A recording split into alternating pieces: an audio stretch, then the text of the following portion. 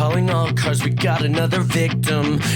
Their influences vary from metal, hardcore, and punk to Eastern philosophy, literature, and poetry. What did you expect from me?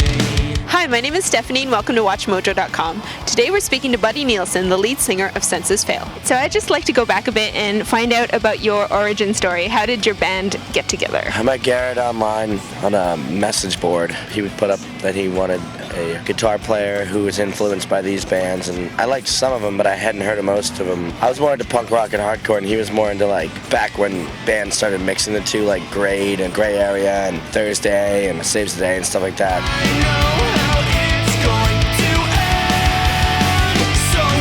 And where did you guys come up with the name Senses Fail? It's technically the same kind of thing as Nirvana, but how to reach Nirvana you have to give up all your senses and sort of all your material attachments to be happy. So that's just in short where it comes from.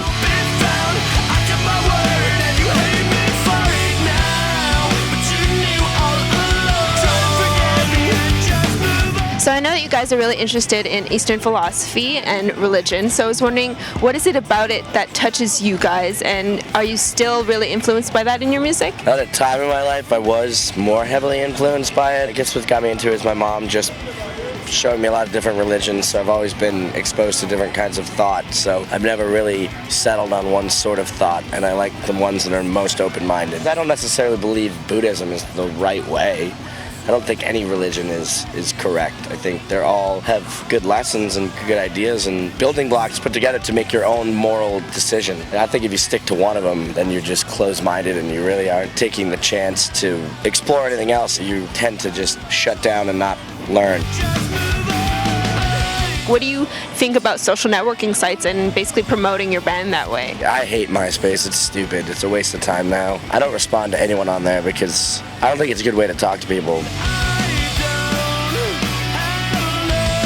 I don't know. People on MySpace tend to think, I think that if you email the band or message them, that it is the band's duty to message them back, which it's not at all because MySpace is a joke. It's not a real interactive thing. It's the internet. How do you guys decide about what kinds of topics you want to write about and sing about? Nobody decides, I just write it.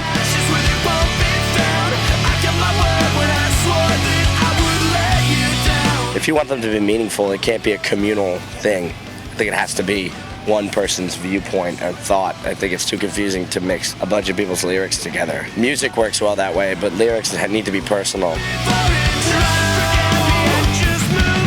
Thank you so much. Yeah, thanks.